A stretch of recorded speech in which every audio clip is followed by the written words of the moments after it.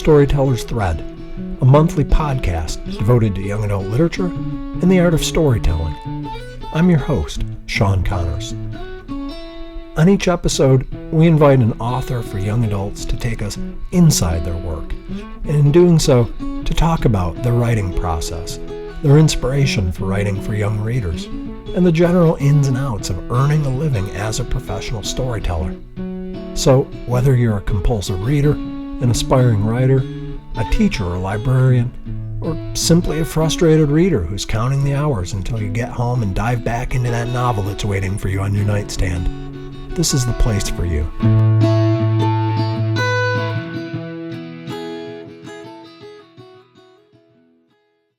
It's Wednesday, May 1st, and you're listening to the Storyteller's Thread, where each month we sit down with authors for children and young adults and ask them to go deep about their work.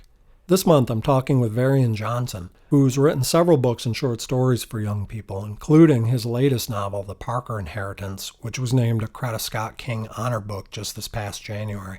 I kept seeing people raving about it on social media, so I knew I wanted to check it out. And man, I'm telling you, from the moment that I started reading it, I was hooked. It's one of those books that you just don't want to put down. If you haven't read it, it's a book that you might think about adding to your summer reading list. Speaking of social media, things have been pretty busy here on my end as of late. I'm happy to report that the show is now available on both Stitcher and Blueberry, and I'm in the process of trying to get it added to Spotify. I created a Twitter account for the podcast as well, so if you're interested, you might consider giving that a follow. You can find it by searching @StoryThreadPod. That's &StoryThreadPod. And one last thing, I've been archiving each episode on a WordPress site that I created. Just search for the Storyteller's Thread and you should be able to find it. As always, thank you for making time to listen to this podcast. As I continue to work to build an audience for it, I can definitely use your help. If you could tell a friend, just one other person, about the program, you'll help me to raise its visibility considerably. Okay, that's all I've got, so let's dive into this month's episode. I hope you enjoy my conversation with Varian.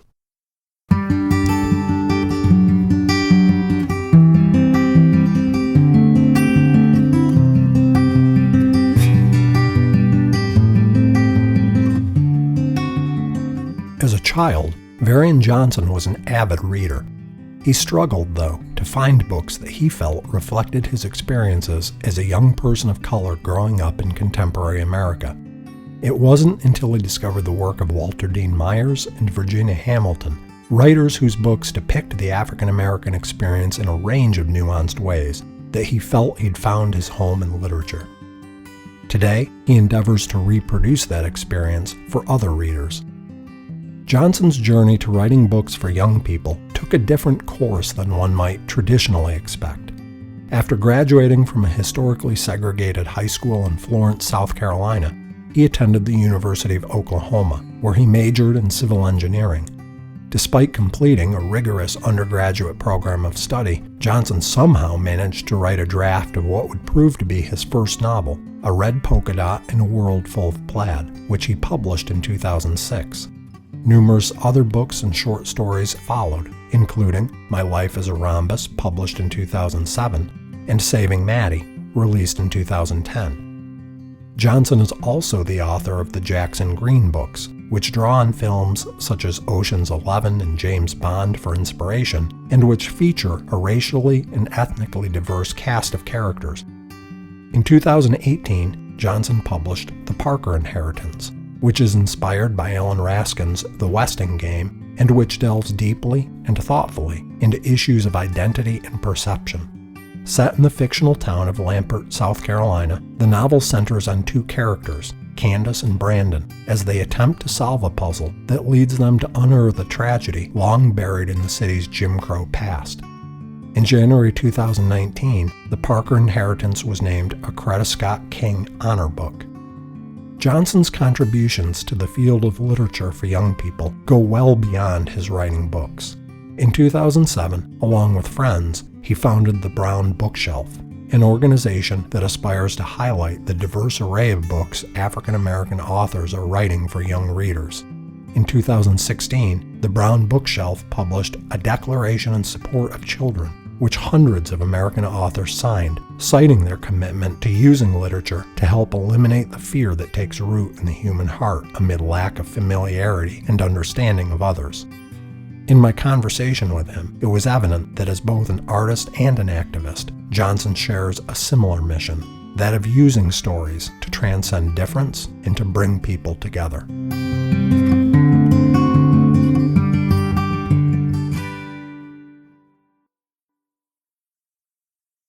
If you were to trace your lineage as a writer, where would you begin? Can you point to particular writers that you regard as having had a formative influence on you and your work? I think there were a number of writers that influenced me. Before I was a writer, I was a reader, as most writers are. And I distinctly remember being younger and loving all the Dr. Seuss books. I really loved the Cat in the Hat, One Fish, Two Fish, Red Fish, Blue Fish.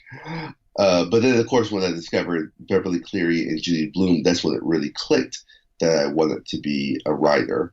I loved both of their works so much. But even then, as much as I wanted to be a writer, I don't think it really clicked that I could be a writer until I discovered Virginia Hamilton and Walter D. Myers. Specifically, Walter D. Myers has this book called Motown and Dee Dee. It's an old book and it's out of print at this point, but it was really informative seeing a book with characters who look like me, written by someone who looks like me. And it really got me to thinking that if Walter D. Myers and then later if Virginia Hamilton could write books and they look like me, maybe I can too. So you knew from a relatively young age, you had a sense that you wanted to write. Sure, yeah. I by second grade, I knew I wanted to be a writer. And really by fifth, sixth grade, middle school, let's say, I was really actively trying to write what I consider novels. They were shorter novels, but I was writing. So this makes my next question all the more interesting. You attended the University of Oklahoma, where you majored in civil engineering. So that's not the first background one might expect for a writer. What led you to major in engineering as opposed to, say, creative writing? I loved math and science too. I loved it as much as I loved writing. And for me, math and science were just a little bit easier. Really? Yeah, well, they had really simple rules I think you could follow. I understood the rules of math and science. You have a question and a very logical, methodical way to get to that solution. Scientific method, or if you're in geometry, proofs and theorems, whatever the case is, it was really orderly. And writing is anything but orderly. There's rules for the English language, sure, but taking those rules and applying them to creative writing and knowing when to bend and break those rules was really hard for me.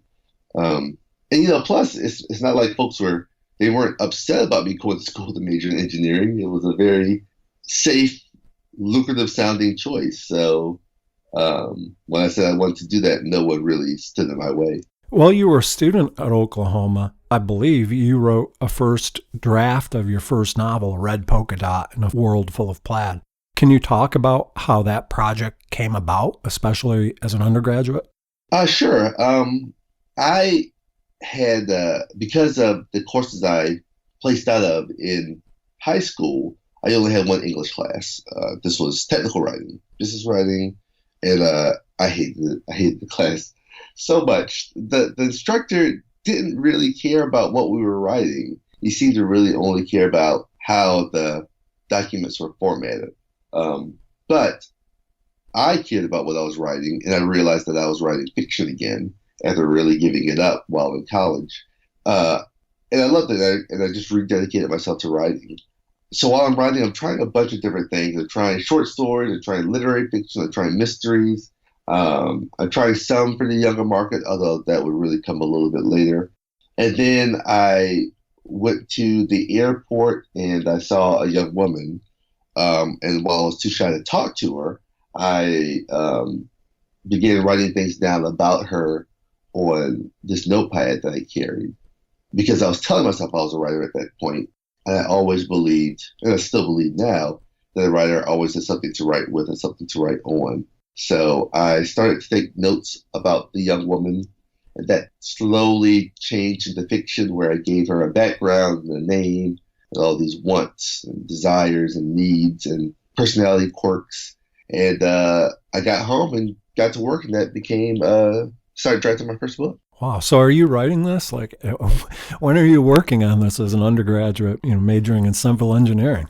Well, I'm giving up a lot of TV, giving up a lot of hanging out, a lot of parties. Not all the parties, but a lot of parties. Um, but I don't know. I'm just finding there's a lot of time in the day when you really dedicate yourself to it. Looking back, could I have been a little bit more studious about some of my studies? Yeah, probably so, instead of writing. Um, but even then, there's really an extraordinary amount of time in a 24-hour schedule or a 7-week schedule if you just plan ahead, and that's really what happened. So when you were writing A Red Polka Dot, at the time, did you anticipate publishing it for young adults? I did not. I thought, well, I wasn't sure. I knew I wanted the character to be between high school and college, and I knew some about the industry. That could go one way or the other, but I don't know if I had a strong inclination or understanding which way it should go or benefits what one versus the other or what it really was. I think I would have been fine either way. It ended up being published as a really small press called Genesis Press, and with the idea that it was published as adult fiction, but it would cross over to young adult fiction. And at the time, that seemed really good for me, so I went with it. And obviously, you've, in your career, followed the children's and young adult trajectory. So what is it that compels you to write for that audience as opposed to, say, adults? I think I like writing, experiencing firsts. First love, first heartbreak, first arguments. I love looking at young people and thinking about who they're becoming as they transition from teens to adults. And that's what really draws me to YA fiction, just what's happening with a person, with a character, and they've lived in this world and they're starting to get independence, but now they're really starting to get independence, making real decisions that will impact them. And for middle grade, it's similar, maybe not such a big schism as who they'll ultimately become, but we certainly see, I feel like we start to see the trajectory of who they're going to become, who they're going to be. YA, we kind of see the end of it as they're going into adulthood. With middle grade, as kids are starting to figure out what are their interests, are they the same as their parents, are they different? Who do they like? Who do they love? I mean, those are all still there, just at a more subdued level as a character. Again, maybe starting to think about that for the first time. And what is it that interests you about that position in life? I don't know. I just think it's amazing. I think as an adult, you'll never get some of those firsts back, and you don't know how special they are. But they're also scary, right? They're also really, you can look back and see, oh, well, that decision wasn't that big of a deal. But it feels like a huge deal at the time. Everything is amplified. The stakes are just so high when it comes to your own personal self. And I think that makes for thrilling storytelling. I just think that seeing that character trajectory is what I find exciting when I'm reading a book. So it seems like a good place for me to be. The state of South Carolina, where you grew up, and Southern culture more generally feature prominently in several of your books and short stories. Mm-hmm. Can you talk about your relationship with the South and how it influences the kind of stories that you tell? The South can be tricky. I love the South. I love that I am Southern born and Southern bred. But it's just different. Even now I live in Texas and folks would consider that the South. And I said, well, I consider it Texas. I don't know if I consider it the South. I consider South Carolina, Alabama, Arkansas even, Georgia, Mississippi as real Southern states, even some Virginia and North Carolina, I imagine. I don't know, it's just a different way of life. Things sometimes run a little bit slower. I think, as with the North, there are certain things that are institutionalized, racism, misogyny, that you see, and you kind of have to work through. But it's just, I don't know. I always feel like in the South, people are nice to you even though they may not want to be nice to you. And then the lower people will kind of tell you how it is. That's probably not quite how it is, but certainly there's a lot of thought of be nice to your neighbors, be nice to whomever's you're talking to, say hello, say yes, ma'am, no, sir, no matter the person loves you or hates you. Again, that's probably fading a little bit now, though. Staying with the influence of Southern culture on your work, early in your career, you wrote about characters that struggle with their religious upbringing. In your third novel, Saving Maddie, which I thought was absolutely beautiful book and a very different book for YA, your narrator, who is the son of a preacher, questions the rigidity and the exclusivity of his Christian evangelical upbringing. That's not a theme that one encounters all that often in young adult literature, and I wonder if you could talk about your interest in exploring it as a writer. I grew up in the church. I'm still a member of the church. I consider myself a Christian. And I think sometimes when you're in the middle of it, in the thick of it, you think there's only one way to be a religious person, or you're fed this belief that your way is the right way, the only way, but there are in truth other ways.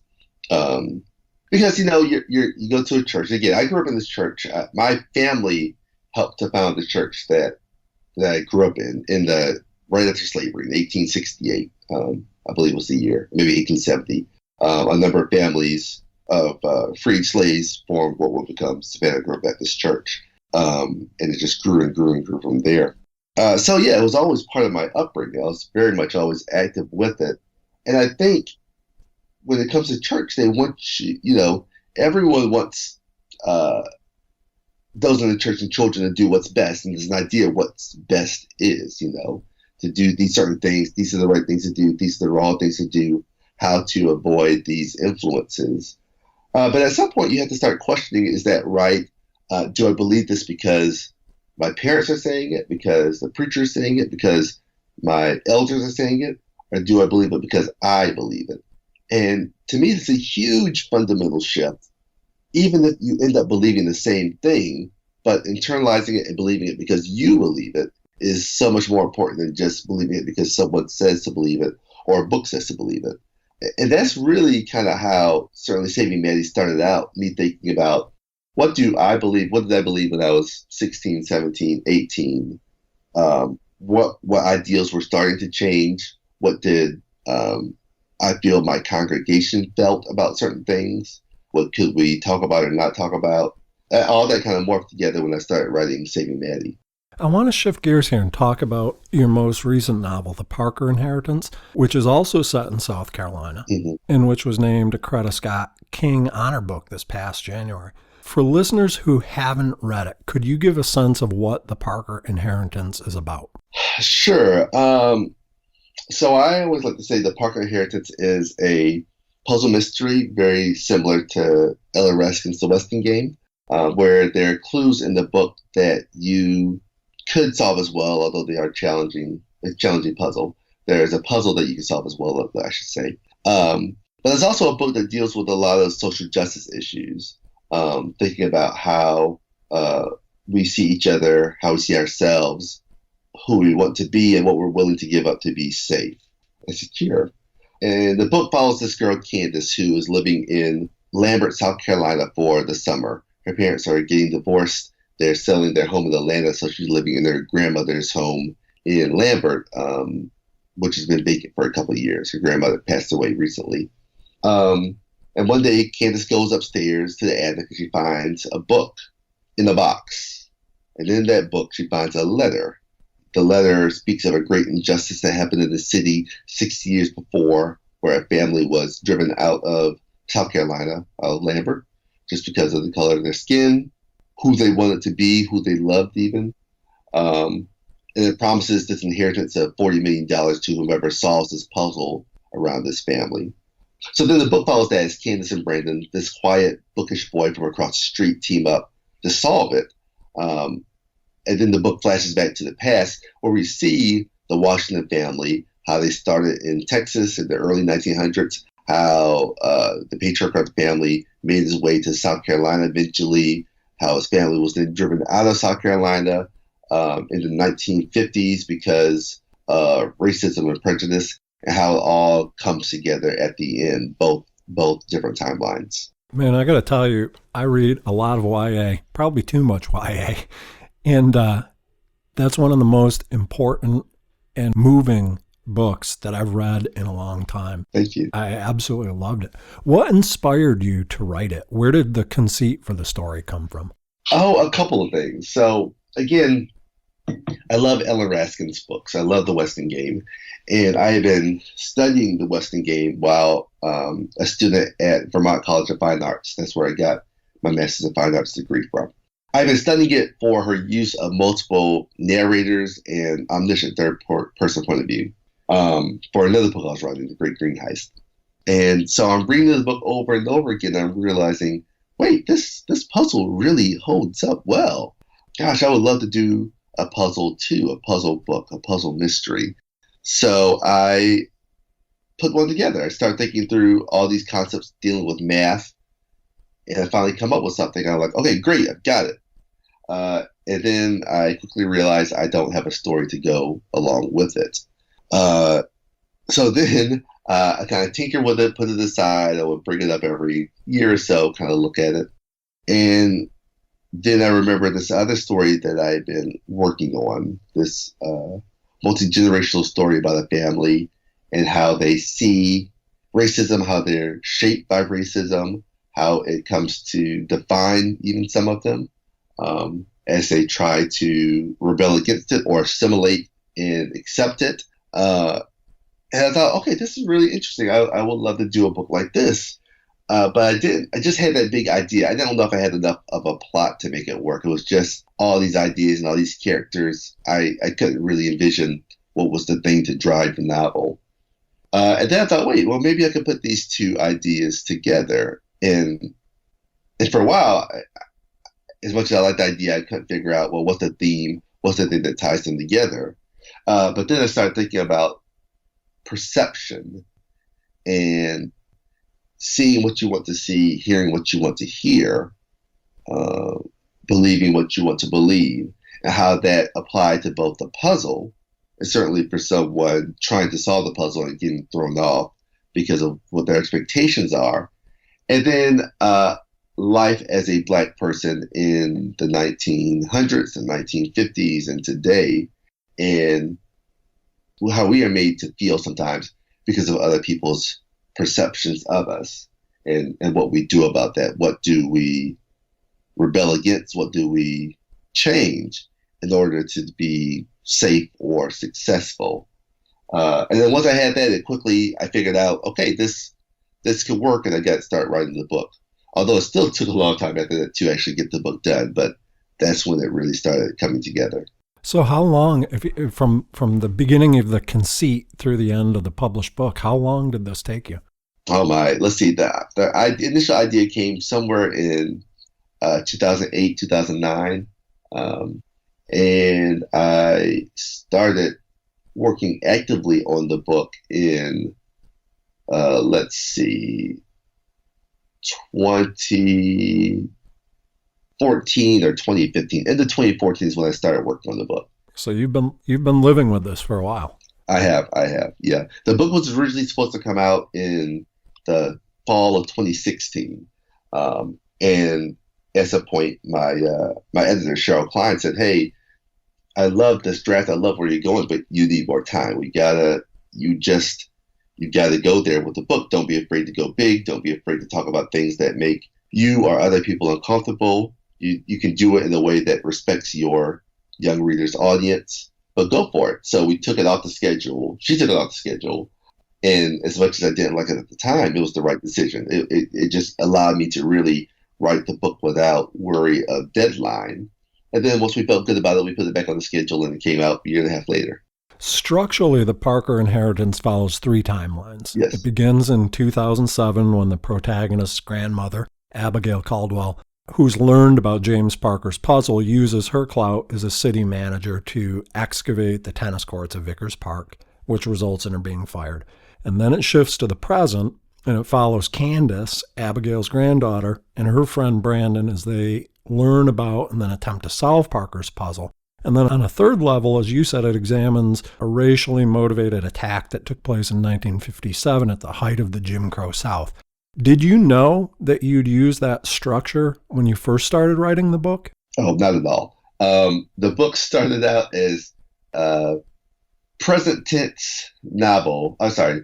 Was it present tense? No, it wasn't present tense, but it was first person novel set in the 1980s. Candace was 12 years old. The year was 1987 or 1989.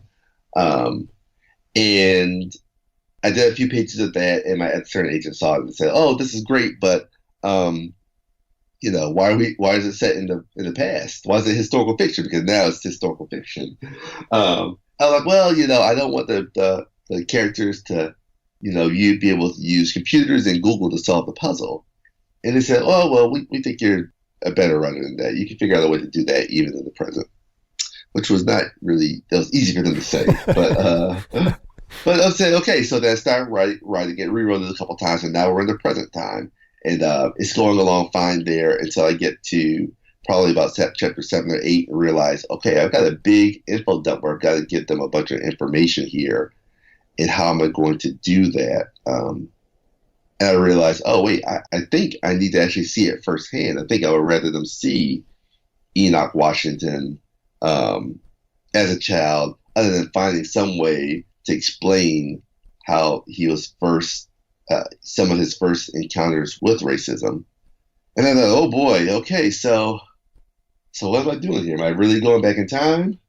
And how am I doing that? And then at some point I realized, okay, I've got to rewrite this book as a third person, an omniscient third person book, so I can more freely go back and forth in time. So then at that point I stopped. I came up with 2 separate timelines for the book so I could keep track of everything, and then went back to writing it. But the last part with Abigail's timeline at the beginning and the end of the book, that was one of the last changes. I knew I wanted to end, at the time I didn't know how I wanted to end, but I felt that we're really missing some of Abigail. At some point in some draft I had us seeing Abigail at the end of the book. And then really close to the end of the revision process, I thought, well, actually, maybe we should start with Abigail too, so we can see what's going on with her, have more empathy for her, and then build up what's going on with her and Candace and Candace's devotion to her. So that ultimately led to me adding that chapter at the beginning and kind of bookending the book with in Abigail's point of view. You mentioned that the book covers a really expansive period of time from the early 1900s into the 21st century. Did you conduct research in advance of writing the novel? And if so, what did that process entail? I researched while I was writing the novel. I knew enough, and I could, find enough pieces to kind of keep me going with the book while I wrote it. So I did kind of surface research to make sure, this or that, whatever was accurate. And then I did more and more research after that. I had to think through, say, with the timeline, where is Enoch Washington born? What does that play into things? Where does he go to college at? How does he end up in certain places? And that took a lot of research. That took a lot of, certainly a lot of purchased books about history in Texas, history in South Carolina, the history of tennis as African Americans in tennis even. Was something I had to research. But then I decided to base Lambert on my hometown of Florence, South Carolina, in some ways. And the high school in the book, I based it on a high school I went to, which had been formed by the Freedmen's Bureau right after the Civil War. So I actually went back home and interviewed a number of people who had graduated from high school in 1956, 57, 58, so they could give me the idea of what the culture was like back then. Was I being accurate in some of the things I was writing? And they were really influential in helping to shape that book. And in the book, the high school that you're referring to in the book is Perkins High School, which is an all-black high school during segregation, and its counterpart is Wallace, the all-white high school. One of the things that struck me about the book is the nature of the relationship that many of the older African-American characters have with Perkins. Yes. Can you talk about that relationship as you understand it? I went to Wilton High School in Florence, South Carolina, and it's the same type of relationship. It was the African American school. It was a school that all black kids went to, the majority of black kids went to, and there's a certain pride with being a Wilson High School graduate. We have a huge homecoming every year where there's a big parade. Folks come back home for it. I've gone back for it. It is really just showcasing pride in the school and our community. You know, in the 1950s, 1960s, even, that was the same school where the same teachers, went to your church, sang in the choir, shopped at the same grocery store, went to the same doctor. So it was had a very community type feel to it, and pride resulting from that.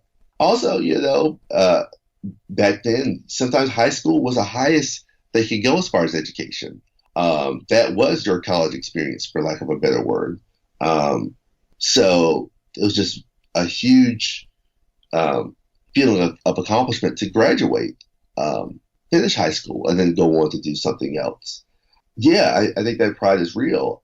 It's for sure real, and it's hard to explain sometimes to folks who don't understand it, who have no desire to go back to the high school reunions, which I get. I think there's always good and bad things about high school, but the school as an institution is something that so many of us are proud of and still proud of. I'm very proud to be a graduate of Wilson High School.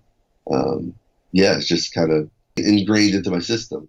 A central theme in the Parker inheritance has to do with the distinction between vengeance and justice. Can you talk about your interest in exploring that theme in the book? I think when you're right in the middle of it, those things look just the same, vengeance and justice, right? And you just can't differentiate. And you need cooler heads to pull back and separate from that a little bit. Justice is what you deserve or what the world deserves when someone says something wrong. Vengeance, I think, is punishing someone or something extra to hopefully make yourself feel better. And it never happens, or very rarely does that bring any type of peace, I think.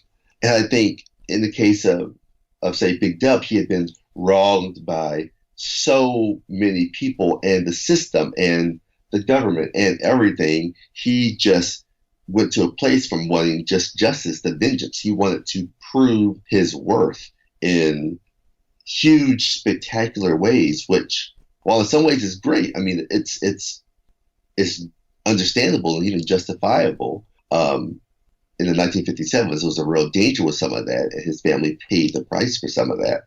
And I think it happens now sometimes even where we're just caught up with. It's one thing as a young person, something happening and realizing it's not fair. It's another thing realizing it's not fair and then wanting to horribly punish folks who benefited from that fairness. And it's a fine line. It's just hard to see when you're right there in the middle of it. Sometimes you need perspective to step back and see, okay, wait, maybe it doesn't have to go this way or this far. So yeah, that's really how it came about. There's a scene in the novel where an elderly white man who was present for the pivotal tennis match between Perkins and Wallace, and he tells Candace, and I'm going to quote the book here, 1957 was a long time ago. No one cares. And pretty soon, no one will be alive who even remembers. Some things should remain in the past. The fact that you wrote The Parker Inheritance suggests that you don't share that view. I wonder if you could talk about why you find it important to attend to the past, as Candace and Brandon do throughout the novel. I think the past is not. The past very quickly becomes the present if we're not careful. I mean, there are certain themes that always come back up, cycle through history, and we have to be aware of those. And we have to be aware of those when they're just starting to cycle, so we can try to combat those. I think when they're full on happening, it's too late to do anything about it. And I think part of it is just owning up that, look, good people do bad things.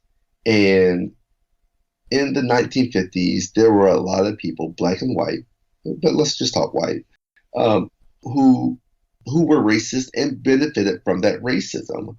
And I think it's easy to say, well, that's not the case now, but that is the case. Maybe even if you do not have the bigoted views of your forefathers, I think many people still benefit from the institution of racism and how much it's ingrained in our system. Um, and we just don't even realize it. So we know we can't just forget about it. We need to confront it and talk about it and figure out how to change it, how to fix it if we really do truly believe in equality and freedom for everyone. And I think that's a scary thing for people. I think they want to bury the past just because it was ugly. But that's when you should be unearthing it, when it's ugly, Let's talk about things when they were bad, not when they were great. That's the way we can know how to be better prepared for next time. I love that you said that. And I think one of the things that the Parker inheritance doesn't relegate bigotry and racism to the past. Instead, it calls attention to the role that they continue to play in contemporary society. Candace and Brandon are racially profiled by an assistant principal at the school where they're conducting their research. Brandon's older sister, Tori, drives below the posted speed limit for fear of being pulled over by the police.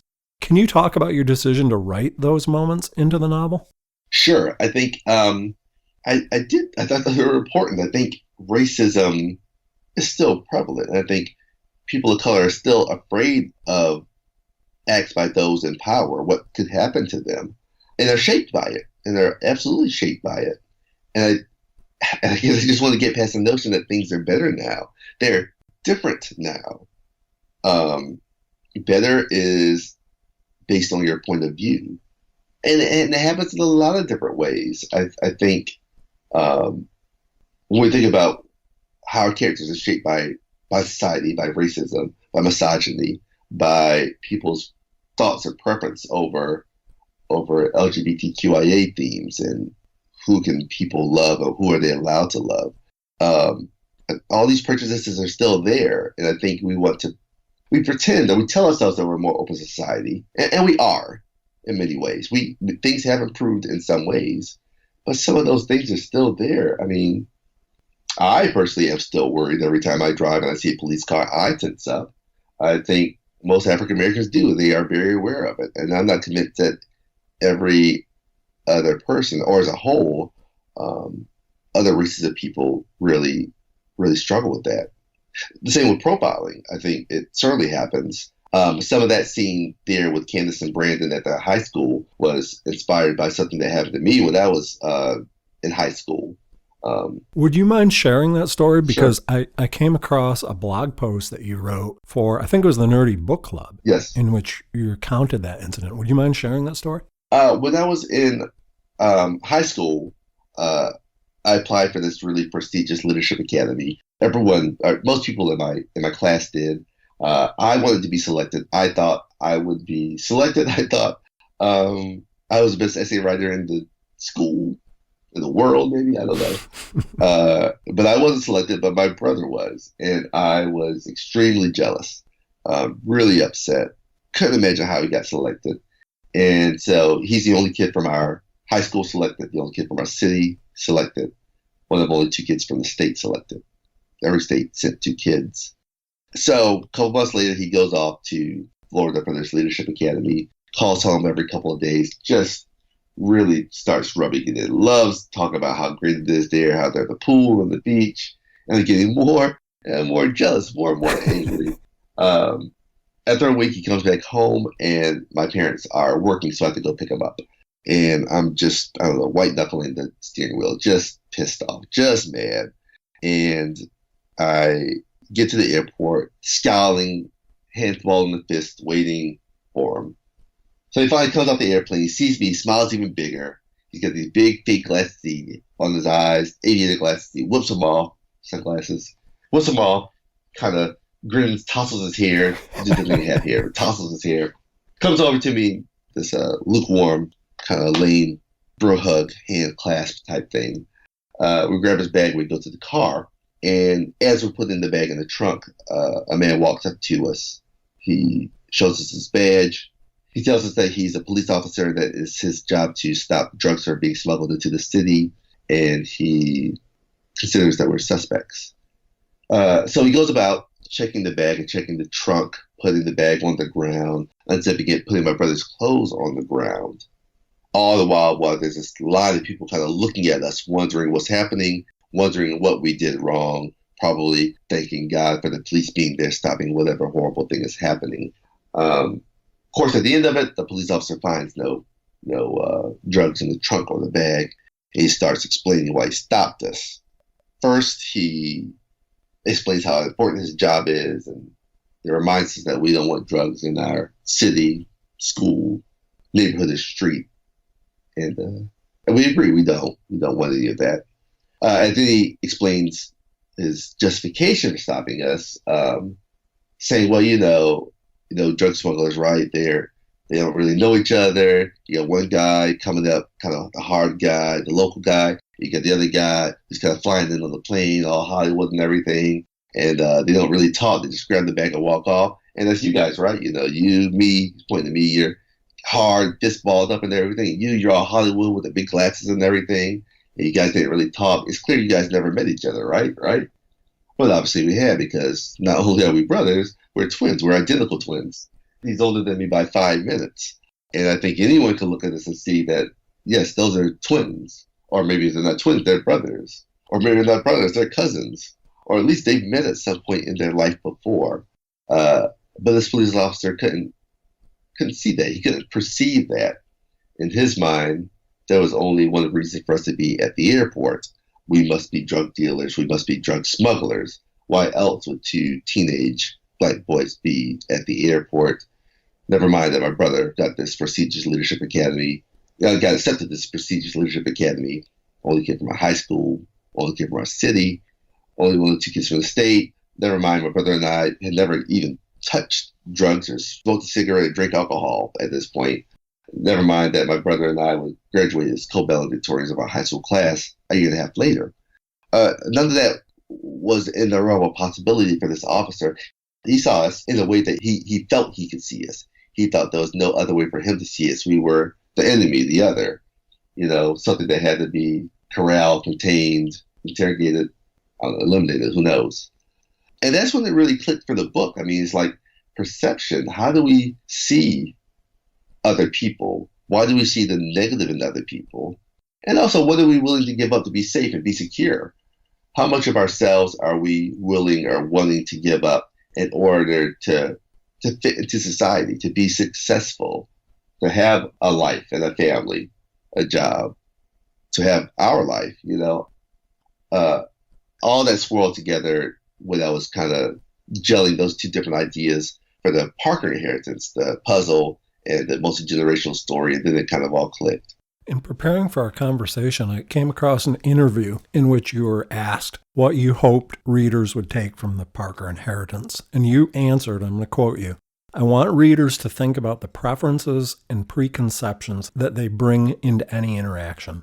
I want them to question what they believe when they see someone, when they speak with someone." Can you say more about that?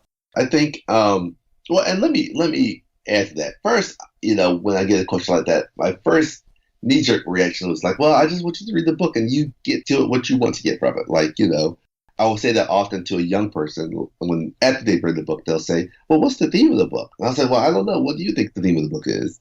And they'll tell me an answer. I say, well, that's great. That's a theme for you. I think that's a great theme. And then I'll go on and say, hey, a book it's like a contract between the writer and the reader.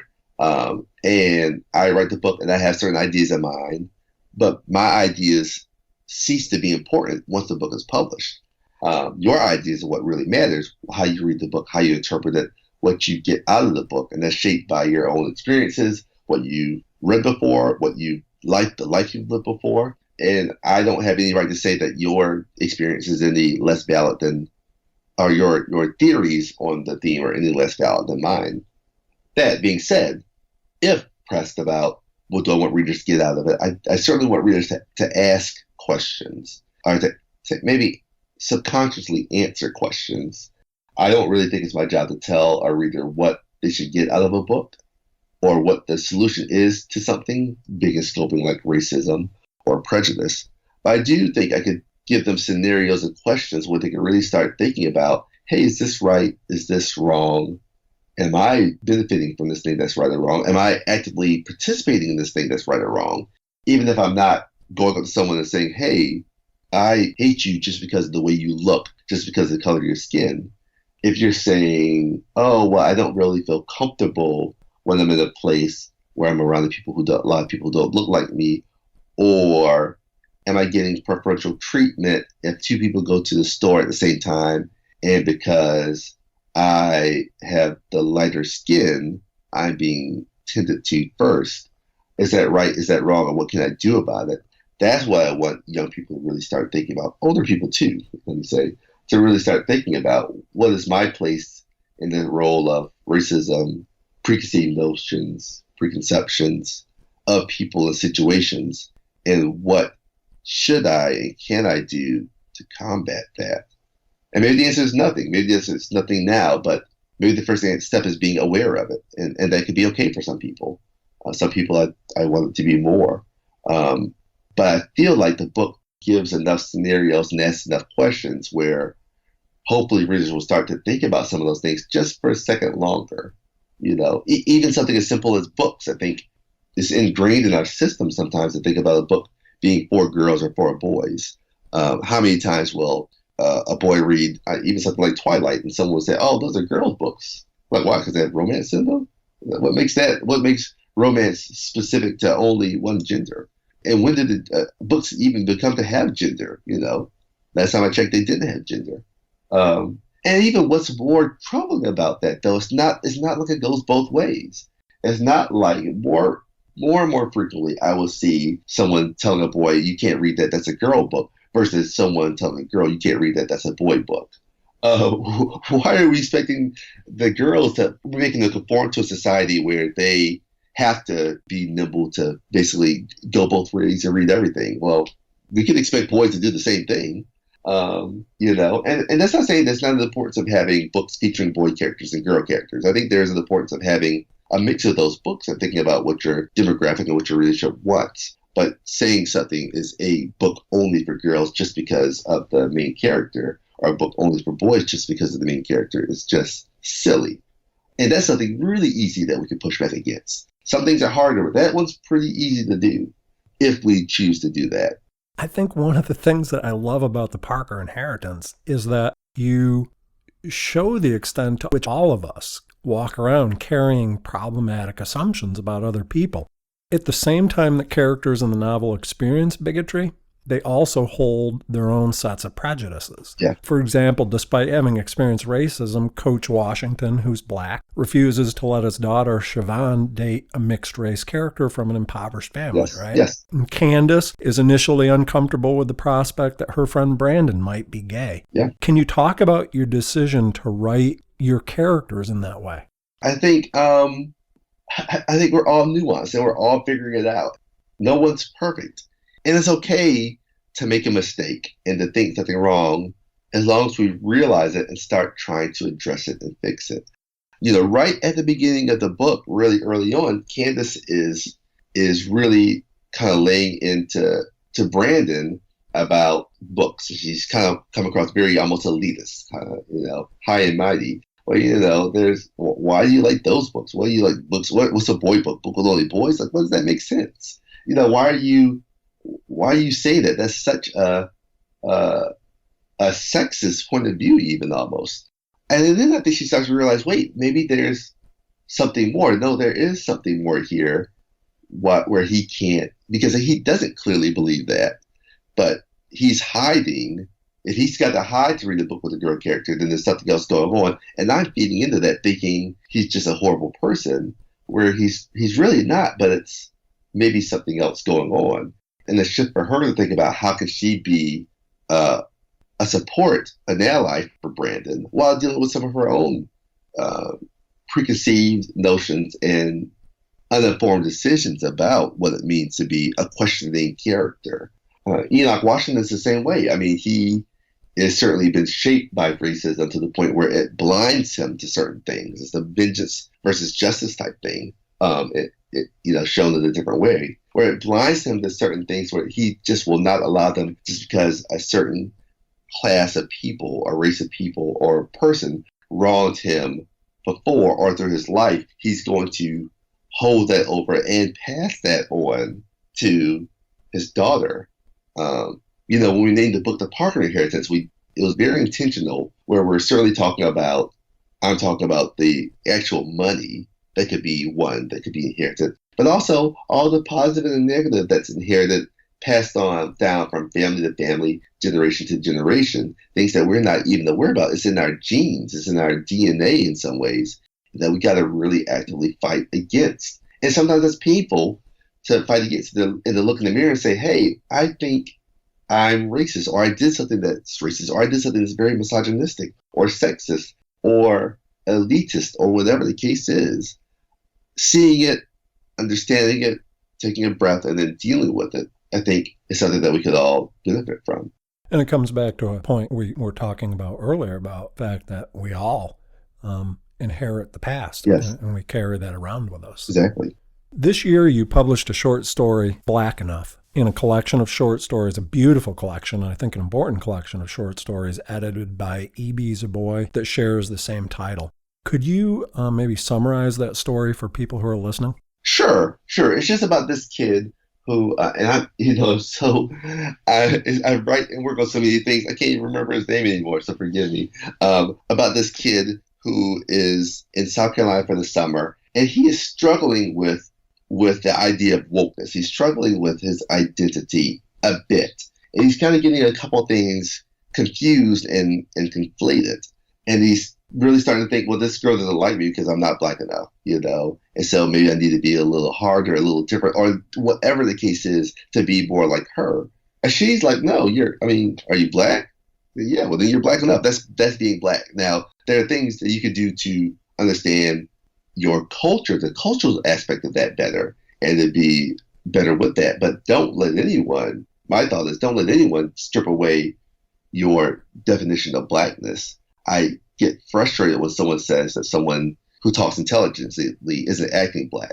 Like, you're basically saying that we have to talk in a certain way to be Black. What does my speech pattern have to do with my ethnicity? Younger, oh, you're smart, you're not, you're too smart, you're not Black. Like, that's silly. Like, all these things are silly, so silly. And we need to address those things. But let's strip down the idea of what it means to be Black. But being Black is a ethnic thing, full stop. And there's a full, wide array of Blackness, of what it means to be Black, how we embrace our culture. And it looks different from person to person to person. But no one has the right to say that I am or am not something just because I don't agree with them, or just because my idea of Blackness or my background doesn't match with theirs.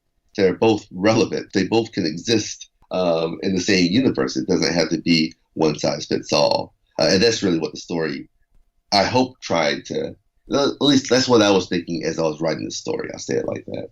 That's a perfect bridge for my next question. I came across an article in The Statesman in which you expressed your hope that the publishing industry, I'm going to quote you here, will remember that there is no one African-American experience. Yes.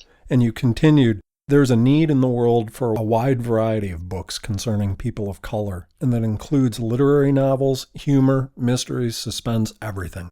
True diversity is seeing marginalized people in all types of books. I wonder if you could say a little more about that.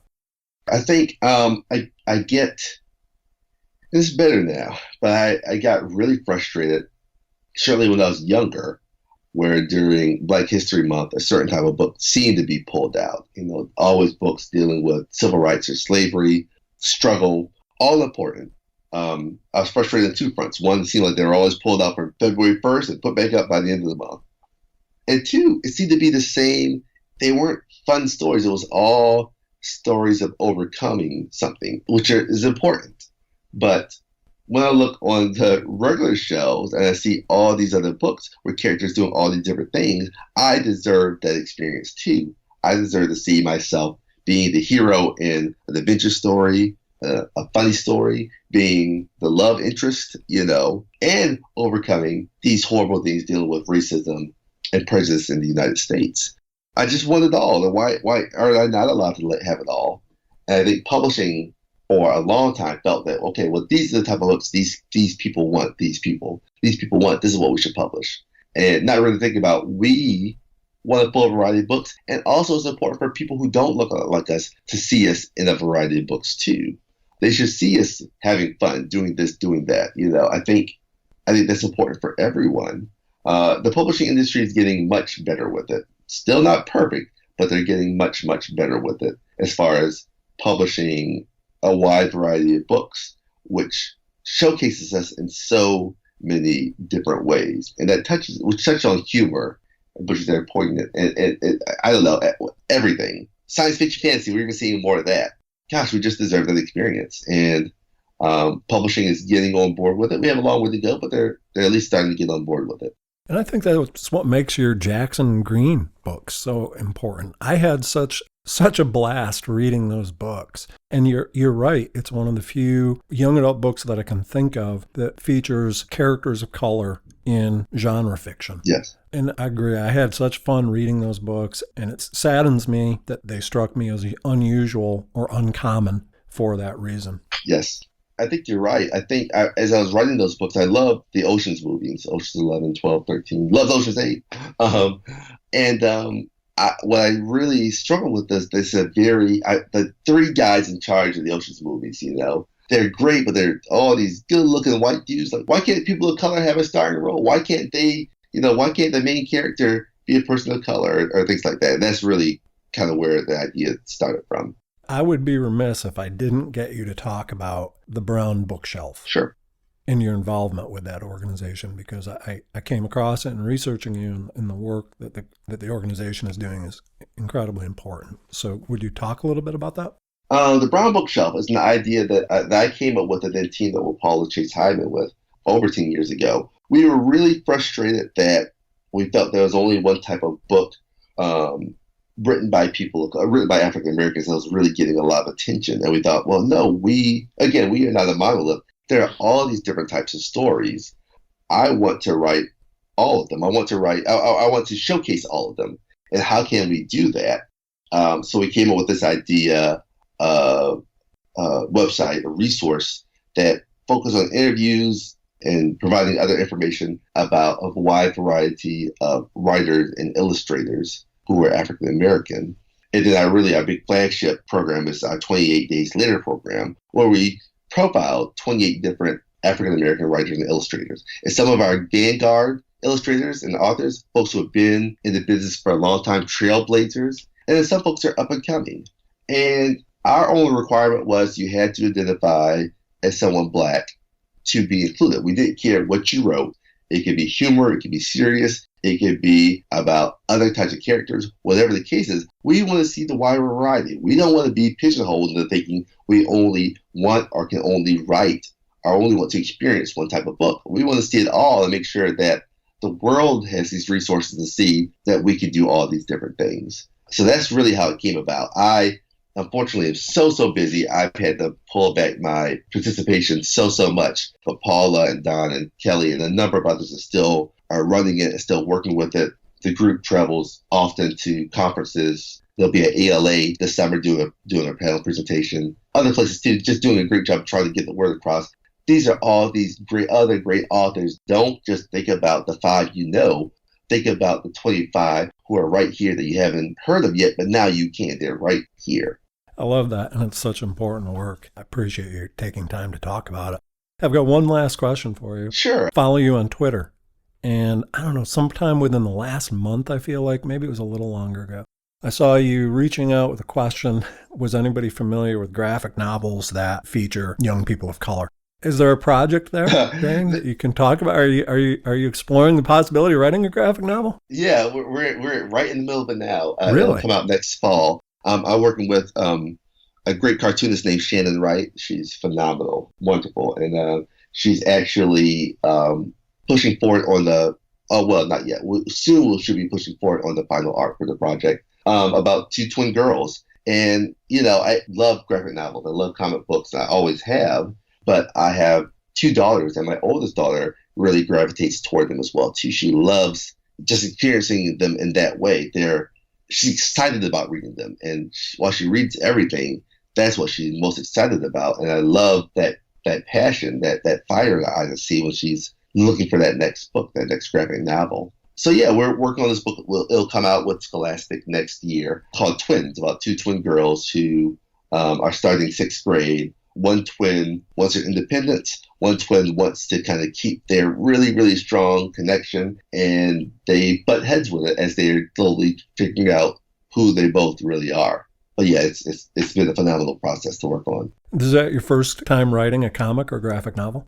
It sure is, yeah. And there were some learning pains with it. There were. But Shannon Wright did a great job of kind of pulling me through it. This is her first long form graphic novel, so it's a first for both of us in many ways. But everyone's been really excited about it, and I can't wait for it to be out there in the world. Well, I can't wait to see that come out. And I really appreciate you taking time to talk about your work. You're a phenomenal author, and I'm so excited by the trajectory your career is taking. I'm so happy for you. Thank you. It's my pleasure. This is a great conversation. I hope you enjoyed my conversation with Varian. If you haven't read it, check The Parker Inheritance out. It's definitely worth your time. If you liked what you heard and you're willing to help me promote this scrappy little podcast, I'd appreciate it if you take a moment to rate the show on iTunes or Google Play. Even easier, just tell a friend about it. I hope you'll join me next month when we'll continue to explore the craft of writing for young adults. Till then, happy reading.